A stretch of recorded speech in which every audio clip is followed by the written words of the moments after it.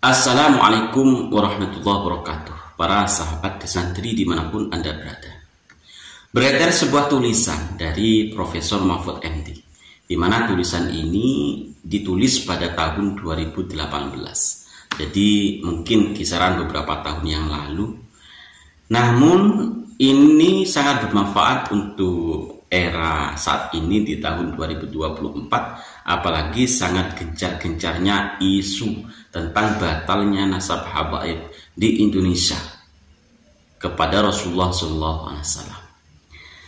Dari sini kita bisa membaca para sahabat bahwa apa yang disampaikan oleh Mahfud MD ini tentunya menjadi tolok ukur untuk kita berpikir ke depan siapa itu para habaib.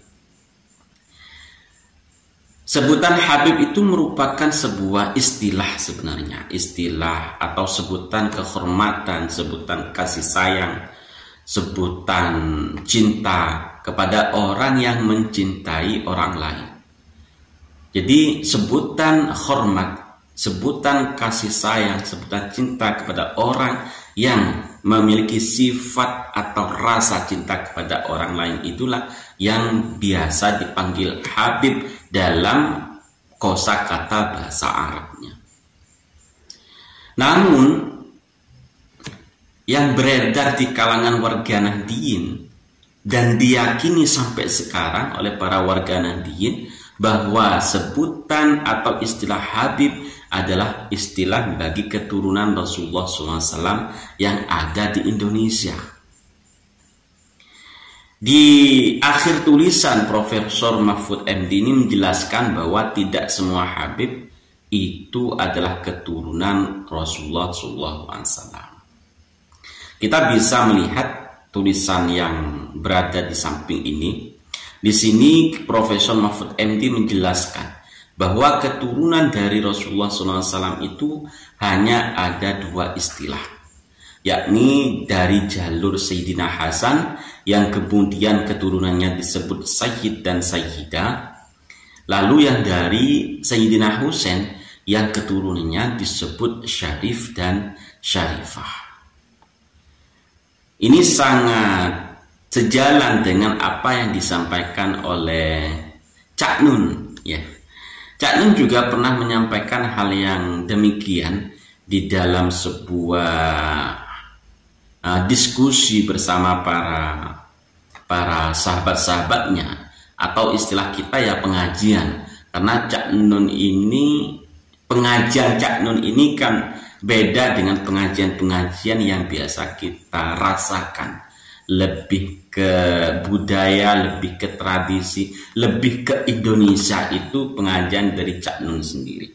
Lah, di sebuah pengajiannya Cak Nun itu menyampaikan bahwa istilah Habib itu ya bagi orang yang memang mencintai atau menyayangi. Jadi sebuah kata hormat lah untuk orang yang mencintai atau orang yang menyayangi, itu baru bisa disebut Habib. Cak Nun juga menambahkan dalam isi ceramahnya bahwa di Indonesia terutama Habib sebagai keturunan Rasulullah itu sangat rancu dan perlu diteliti. Saya ulangi lagi bahwa Cak Nun itu menyampaikan Habaib di Indonesia sebagai keturunan Rasulullah itu masih rancu dan perlu diteliti. Dari kata inilah kita bisa mengambil kesimpulan bahwa benar apa yang dilakukan oleh Kiai Haji Imaduddin Utsman, meneliti nasab dari para habaib terutama yang ada di Indonesia. Ini sejalan dengan apa yang disampaikan oleh Cak Nun bahwa nasab habaib di Indonesia kepada Rasulullah itu rancu dan perlu diteliti. Juga sejalan dengan apa yang disampaikan oleh Profesor Mahfud MD bahwa tidak semua Habib itu keturunan Rasulullah. Walaupun dari sini kita juga bisa mengambil kesimpulan berarti sebagian Habib itu juga ada yang keturunan Rasulullah. Makanya disinilah perlunya ada tes DNA. Dari tes DNA kita akan menguji dan akan menemukan mana Habib yang asli keturunan Rasulullah dan mana Habib yang keturunan Yahudi Ashkenazi. Jadi penting adanya penelitian Kiai Haji Imaduddin Utsman untuk meneliti nasab habaib, itu penting. Saking rancunya nasab habaib yang katanya tersambung kepada Rasulullah. Dan penting pula adanya tes DNA untuk menguji keaslian bahwa Habib yang asli keturunan Rasulullah dan Habib yang keturunan Yahudi Ashkenazi. Namun dari para habaib sendiri dan juga para muhibbinnya ini salah paham, salah kaprah. Disangkanya penelitian Kiai Haji Imaduddin Utsman lalu adanya tes DNA untuk para habaib. Ini seakan-akan di framing Kiai Haji Imaduddin Utsman ini membenci para habaib. Pengikut-pengikut dari Kiai Haji Imaduddin Utsman ini membenci para habaib. Padahal tidak seperti itu. Sampai-sampai kemarin ada seorang lah, entah seorang ustadz atau seorang apa, mengatakan dengan istilah bahwa Kiai Haji Imaduddin Utsman itu tidak mau atau enggan terhadap keilmuan dari para habaib alwi.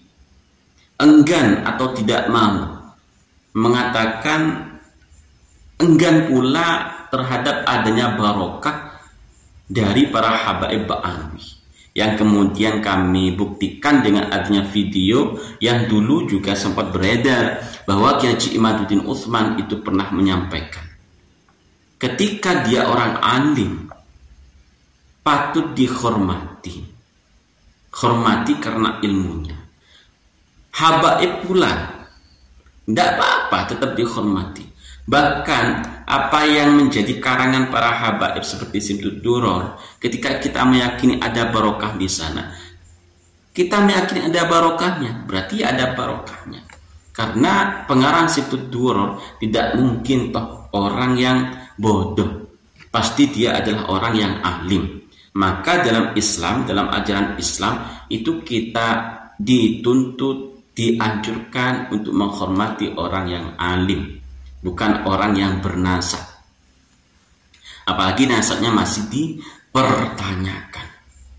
Kita kembali lagi dengan apa yang menjadi pembahasan kita, bahwa Profesor Mahfud MD sejalan dengan apa yang disampaikan oleh Cak Nun atau Mbah Ainun Najib, dan apa yang disampaikan oleh Mbah Ainun Najib inilah yang menjadi motivasi dari Kiai Haji Imaduddin Utsman bahwa nasab habaib di Indonesia ini rancu dan perlu diteliti. Jadi jangan salahkan Kiai Haji Imaduddin Utsman, apalagi Kiai Haji Imaduddin Utsman ini bukan orang pertama yang meragukan nasab habaib tersambung kepada Rasulullah. Nasab habaib alwi ini sudah sejak lama diragukan kesohihannya. Ini sejarah dan jangan ditutup-tutupi. Mari kita bersama-sama mengkaji, meneliti, ikut penelitian ini untuk mencari kebenaran yang sebenarnya, bukan mencari pembenaran atas kelompoknya. Kami putar cuplikan video dari Cak Ainun Najib sekaligus tulisan yang disampaikan oleh Profesor Mahfud MD. Bagi yang tukang framing silahkan di framing. Terima kasih. Assalamualaikum warahmatullahi wabarakatuh. Nah, siapa Habib, siapakah Habib, siapakah habaib, ini ada kontroversi. Sebaiknya kita teliti. Jadi kalau yang saya tahu, Habib itu orang yang mencintai, judulnya. Artinya Habib itu orang yang mencintai, kalau mahbub itu orang yang dicintai. Jadi Rasulullah itu mahbub, yang mencintai namanya Habib. Jadi itu banyak orang dari Arab agak selatan itu kagum sama Muhammad. Terus mereka rame-rame berdatangan ke Mekah. Kok ada orang Arab kok suka bertapa? Itu ini mesti ada turunan Sunda.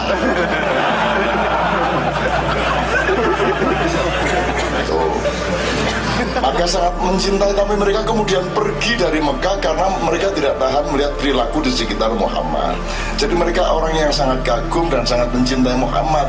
Itu juga datang dari Persia, karena Persia sendiri sebenarnya memang ahlul bait. Kalau Anda cari ginekologinya, genetikanya, orang Persia sendiri, meskipun Rasulullah tidak mengangkat Salman Al-Farisi sebagai ahlul bait, sesungguhnya dia memang sudah ahlul bait kalau Anda melihat sejarah nasabnya. Nah, kemudian Habib ini rancu kemudian karena di dalam riwayat sejarahnya kemudian dianggap mereka ini turunan Nabi. Nah, ternyata ada dua Habib. Ada Habib yang orang lain di luar bangsanya Muhammad yang mencintai Muhammad. Ada juga pecinta Muhammad yang dari kalangan Muhammad sendiri yang kemudian secara khusus disebut Ahlul Bait. Itu teman sekalian. Nah, antara Ahlul Bait sama Habib ini menjadi rancu, nggak jelas. Ada Al-Atos, ada Al-Gembu, ada Al-Kohol, ada Al-macam-macam. Allah yang menudok, orang menudok ya.